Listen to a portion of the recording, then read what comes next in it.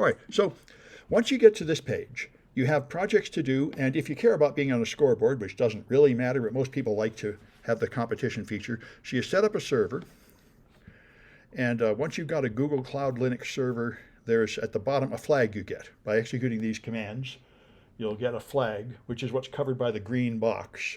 And so this is the flag for H201. So you go to Submit Flags, and you find it here,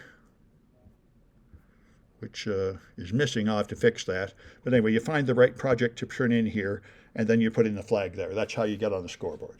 So if you care, so you guys can start doing that, and then I have a little introductory presentation to motivate us here.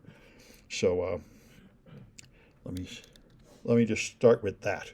So the reason why I'm doing this workshop, the reason why I've been doing all this stuff, is because I did a lot of Android security auditing. Here's a talk I gave at DEF CON a few years ago, which explained this. And by the way, I should mention I'm Sam Bound. I teach at City College San Francisco and at another college, and I do corporate consulting, which I'll talk a bit more about. Came out of this project, and that's Elizabeth Biddlecombe, also a community college instructor. Yeah, I also teach at City College of San Francisco and at Calbright, which is California's first online community college.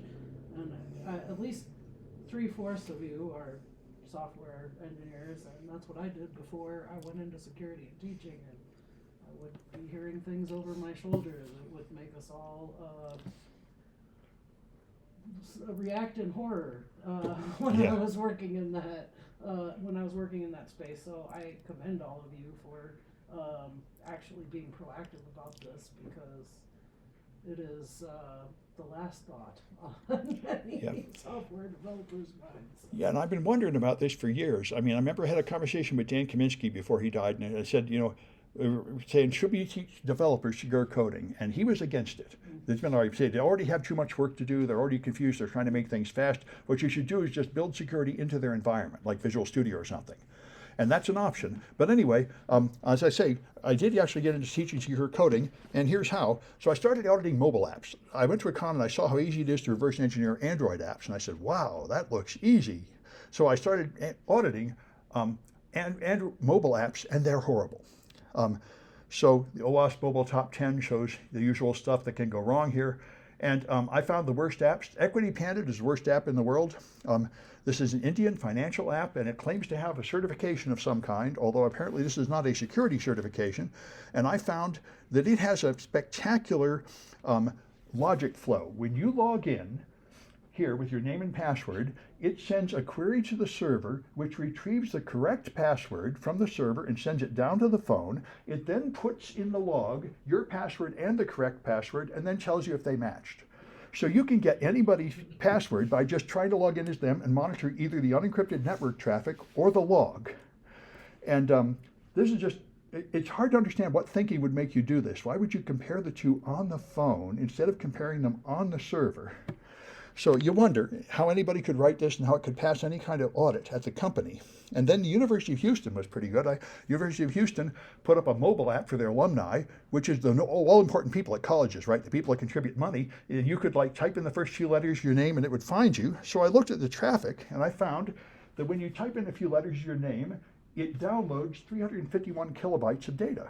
I said, why is the response so large? Well, as soon as you start typing, it downloads the entire database of passwords, credit card numbers, addresses, and everybody from the whole alumni list onto your phone, which you can intercept and see. And so I contacted them, and they immediately took it down, which is nice because they had somebody there who was in a cyber competition. I've learned the hard way, if you contact a company about security problems, if they don't have a bug bounty program, there's no point talking to anybody. They will just freak out and blame you and do nothing. But if there's somebody there that participates in cyber competitions, then those are the people that understand the game.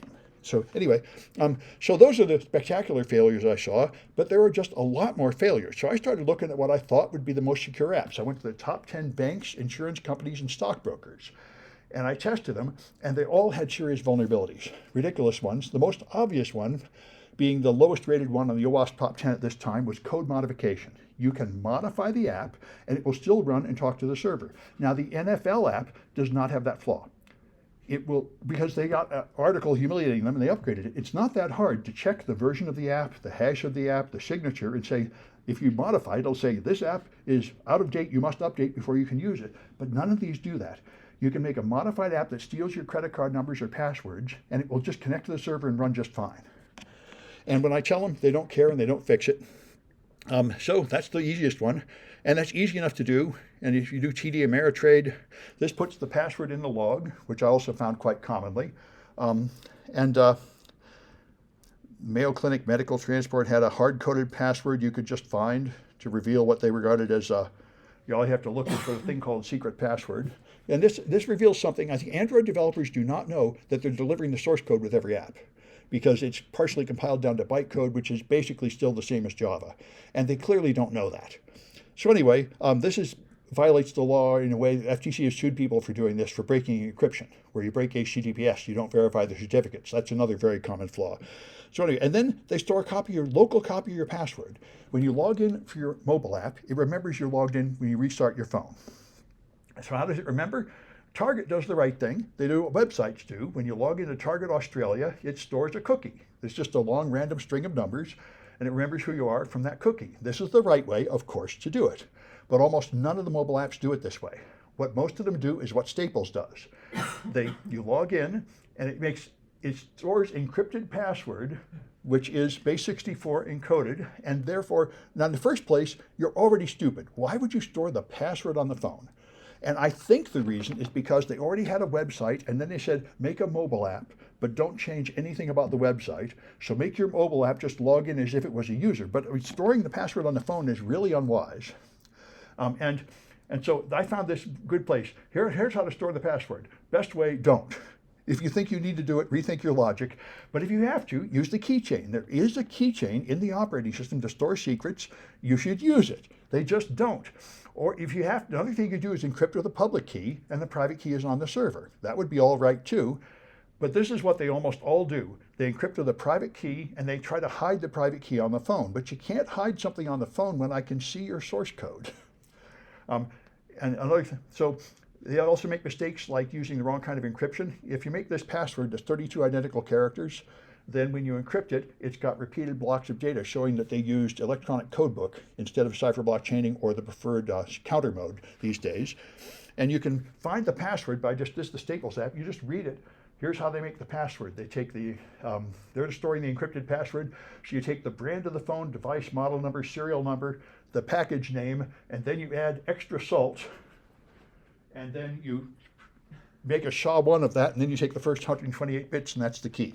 They all have some system like this where they make what they key out of available material, and this is ridiculous. You might as well store it in plain text. It's easy enough to reverse. So I notified them, and they don't do anything. All right, then I made videos of stealing data from the Staple apps, and they freaked out. And they actually, I was about to talk to like the federal government. I went to an ISC squared CISSP conference, and I was about to demonstrate this, and it didn't work because they added something that blocks it from running on rooted devices, which technically stopped my attack the way I was exactly doing it at that time. I don't imagine they fixed the underlying problem, although I'm not sure. But this is what Bennett Shaw had. This we patched the vulnerability you reported. This is what you typically get. Anyway, but it did point out to me how bad the security standards are. Here's ones that just store the password in plain text. Here's ones with plain text login. And this is a big one, broken SSL, where you make an HTTPS connection, but they don't verify the certificate, so you can just man-in-the-middle attack it, and it works.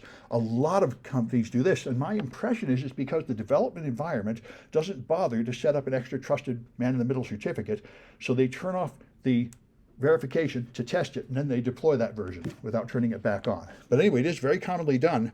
I found this price tracker for Amazon. This developer would actually talk to me. I told him, hey, your thing is breaking SSL. And he said, yeah, that's great. I just turned that on. Do you like it? I'm like, you can't just turn off an essential security feature. He said, sure I can. Before, it was showing a white page to people in an earlier version of their browser, and now I fixed it. Now it doesn't do that anymore.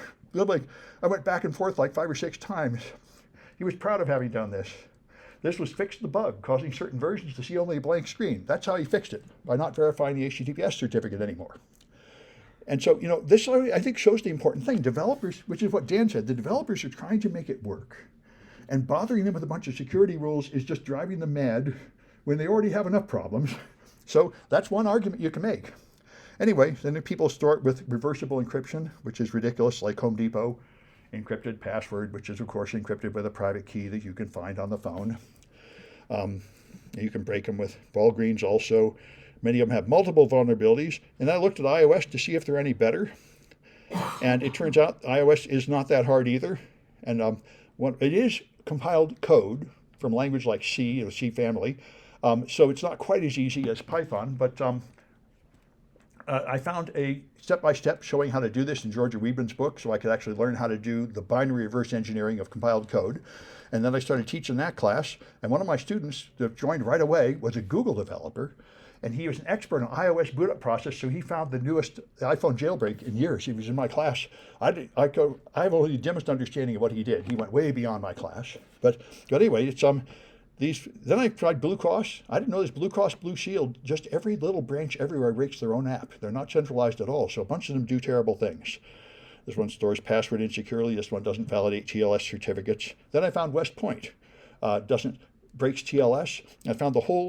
I tried various colleges until I found the entire product line of Straxis that makes most of the college apps had this flaw, so I notified them and they updated the whole line. They actually responded pretty well to notification, so that was good. And there's other ones, Zillow, and many other companies do this. So the point is, I just started teaching more classes like cryptography. It occurred to me, apparently nobody understands cryptography at all. The developers don't, and apparently their managers don't. This is why I said your manager should have stopped this. Apparently they're intimidated by technical things. I don't know, but your manager should say, why are you collecting this data anyway? Did you encrypt it?